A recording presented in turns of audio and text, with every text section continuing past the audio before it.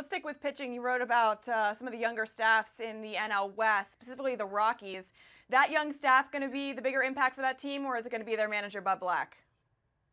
Well, they kind of work hand in hand. And yeah, it was kind of unfair to Bud Black when he was hired. They said, okay, here's the guy who's going to fix the pitching in Colorado because he has such a great pitching background. And that's not fair to him. It's not fair to them either because they had some really strides, going on in that organization before Bud Black arrived. They've really, built a nice young staff and have a lot of depth in that staff. But I think Bud Black is really good about, helping to see the little things and find the little things that take guys to another level. I did a column last week about how he's watching Jon Gray pitch and notice his eyes would peak too long at his knee during his delivery, as opposed to not being focused on the target. So that's a very small thing that they think can help Jon Gray take another step this season towards an ace type status.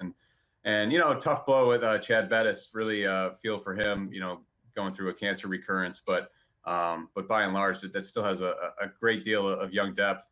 Maybe you would like to see them add, one more veteran starter, but they're really adamant about we want to produce guys, we want to develop guys to pitch in Coors Field. We want them mentally tough, and I think they've done a good job of that. Like talking to Jon Gray, for instance, he's comfortable with the idea that he might never have elite stats, and yet he could still be an elite pitcher in baseball just because of the home park he plays in. But I think they've embraced that idea of just all you have to do is on that night be better than the other guy. You might give up 5 runs, he might give up 6, that kind of thing. So I think it's kind of a underrated staff, and I think Bud Black is going to do a great job at maximizing their potential. We'll see where that takes them.